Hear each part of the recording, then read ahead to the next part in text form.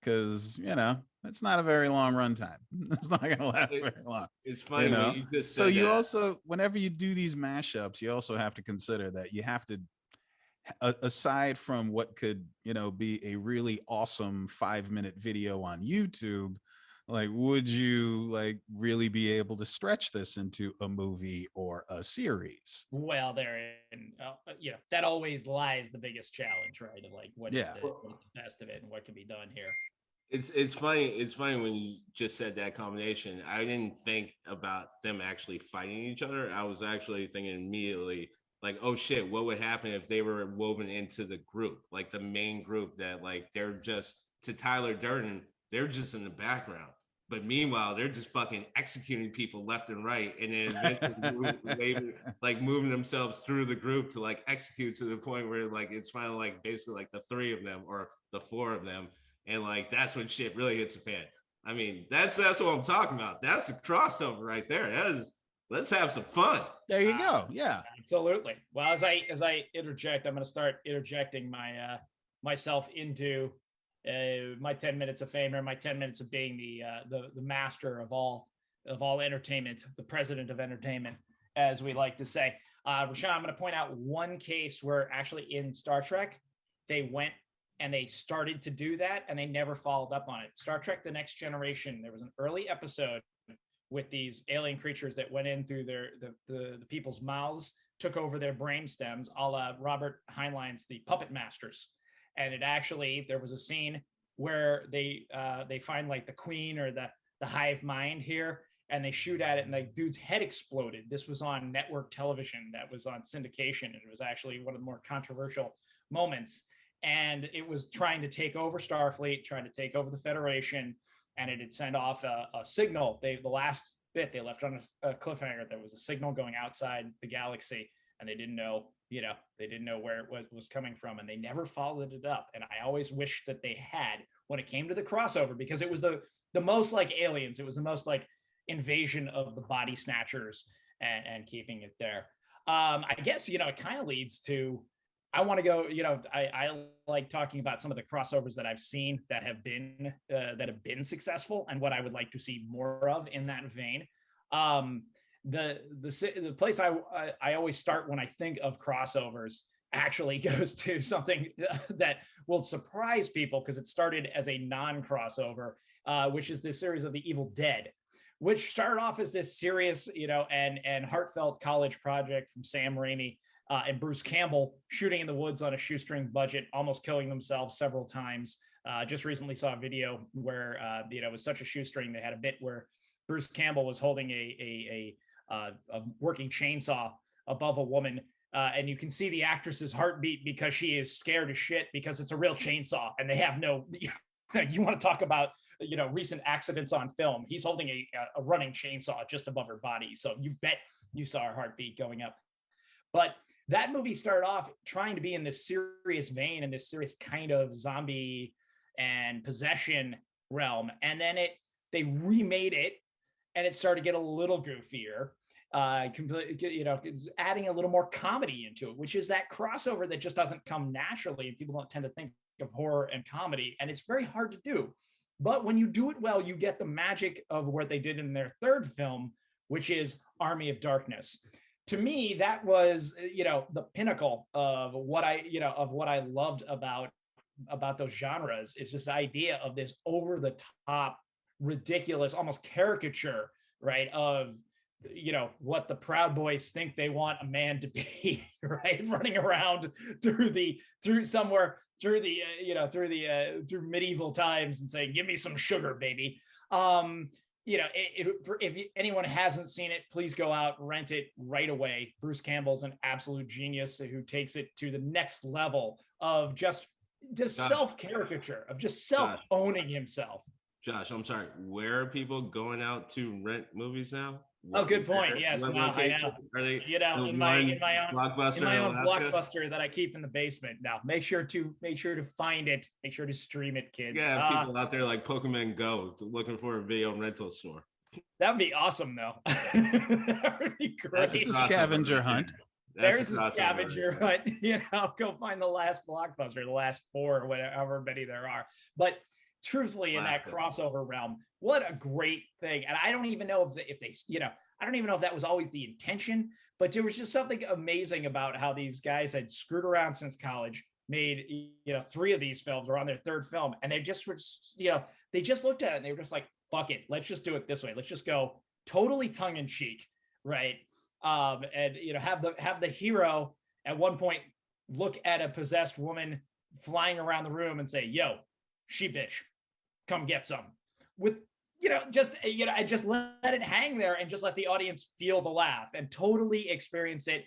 The hero, much like the ever another crossover classic, Big Trouble in Little China, has no clue of what he's doing, right? I think that's like the charm of this, is the idea of turning the hero on his head. We are so accustomed to, when we go back to the Marvel universe, the hero is always confident and is absolutely always in charge and always knows what he's doing. And I love seeing that case where the hero has no clue. But of course, there is the fact that he still brings some technology back with him. He still brings a shotgun with him from the modern age and is transported back in time to the medieval age, and is getting everybody terrified of his, what he calls his boomstick, which still even made it into a reference in another fantastic show called Burn Notice, which Bruce Campbell was in. So they even made a reference to there. But that, bringing that, continuing on that genre of seeing it where it's well done. Episodes of one of my favorite TV shows for a long time was Supernatural, and a lot of times they would try and follow the typical horror formulaic idea and the sort of monster of the week. But every 5 or 6 episodes or so, especially as the series went on, it went on for like 15 seasons, something like that. It went on for a very long time, probably well past where its prime and it should have. But they would do these goofball episodes and these absolute, tongue-in-cheek, funny episodes. So I think really what I'm getting at is that I really love that idea of marrying those two genres of going in. So I really want to see somewhere where you could take a movie, a Western, right? A genre that you don't typically associate with horror, add in the great dialogue, and the great dialogue I'm talking about is the movie Tombstone, right? Tombstone is one of those films, I was telling the guys earlier before we started recording, that I didn't even really appreciate it for all its glory. I didn't even understand it was the more historically accurate of the film.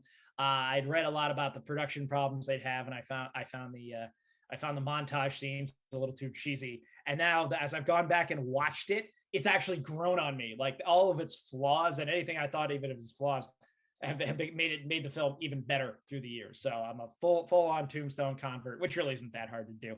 And the dialogue in that film is just second to none, right? Particularly of Val Kilmer. Val Kilmer owns that film in just his sarcastic dialogue of just when he looks at his friend, and says, "Oh, I did not notice you there. You may go now." Right? And things like that. I want to see that kind of dialogue. Even some of Kurt Russell's, you tell him, you call down the thunder, now it's here. You tell him I'm coming and hell's coming with me. I want that, and I want to blend it with an 80s classic horror movie called The Howling, right? Because frankly, we got way off on this whole vampire genre thing with sparkly vampires and sexy vampires and bullshit like that. Bone Tomahawk.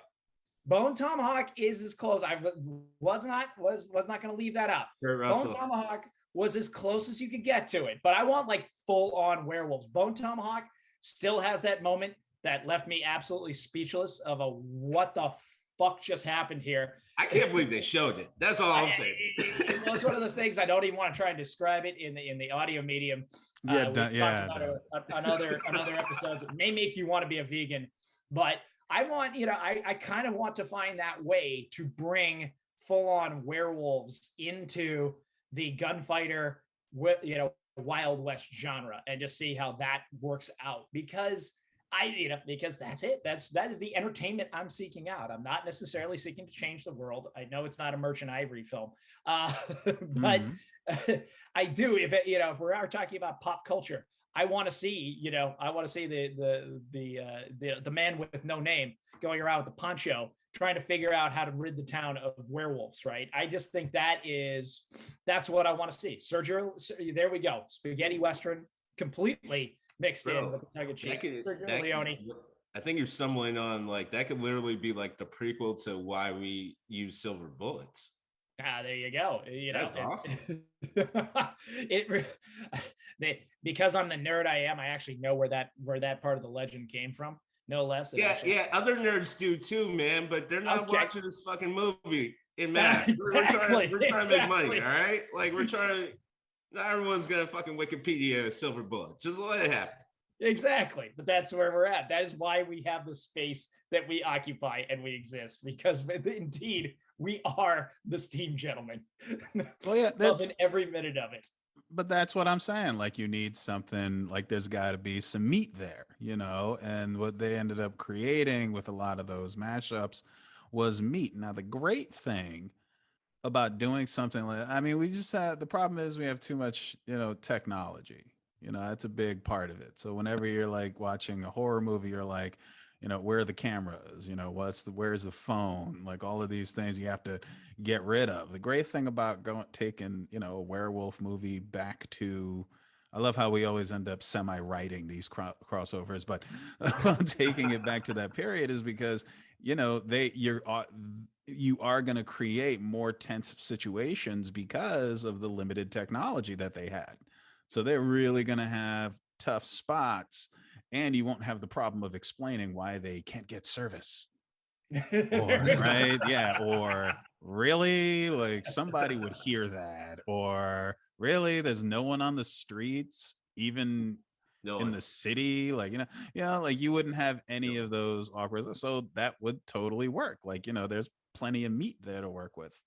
No, and that's the fun of it. That's the little world you get to create just for a little while, right? But although I do feel like production limitations end up being an unintended narrator or story writer of many films. It's like completely. It's like, all right, so no one's on the street in the whole city. It's like, yeah, we're not saying no one's on the street. We're just saying, fuck you. We only had limited budget and there's only so much we could shoot. So like fill in the blanks. All right. Like back up. All right. Yeah. We had like $10 million. Because reasons. It costs to shut down the city block. Fuck you. Like or in the case of Deadpool, it's almost like the studio didn't want to pay for more X-Men. Right? Wow, this big mansion and only 2 people in it. Which exactly those are the moments you can't pay for in a really weird, ironic sense. Just watching, as Greg says, as all conversations begin, watching the documentaries on Netflix about the movies that made us. They did doing all 80s video hits of horror films, and so many of those things, exactly, production limitations ended up making these iconic moments that nobody planned for whatsoever, right? It was just like shit because I had to, because I was asked to do something I had no idea how to do. True story. The only reason, and this is going to give Greg a lot of fucking room, and I hate that I have to say this, but the only reason why the first Star Wars, without the extra Lucasfilm add-ons, is still the best movie of the whole series is because they literally kept running out of money and ways to do what George Lucas wanted to do. So like, look, fuck it. This is what we have to do, man, if you want to make this movie. And thank God, because that is the only reason why the 1977 version is still the best one of all of them. Because they literally could not produce what George Lucas wanted to do almost at every turn. And the what they had to come up with was so much better. Oh, thank you, God, thank you. Limitations. Orange Blob, lack of Jabba the Hutt, and all of it. It's hard to beat. I mean, there's so many things that could have happened that were gonna be so bad. Yeah. So bad. That's an episode in and of itself, to be saved by one's own limitations. But well, gentlemen, this has been just a lot of fun. I did enjoy messing a little with the format today, and instead of doing too deep a dive into a subject, just sort of allowing us to have our own fancy. That if we had unlimited time, resources, and what we'd crank out, and apparently we'd crank out our own crossover worlds with this a touch of fan service. plenty of cheeky dialogue, and a fair amount of blood. Am I missing anything? Blood,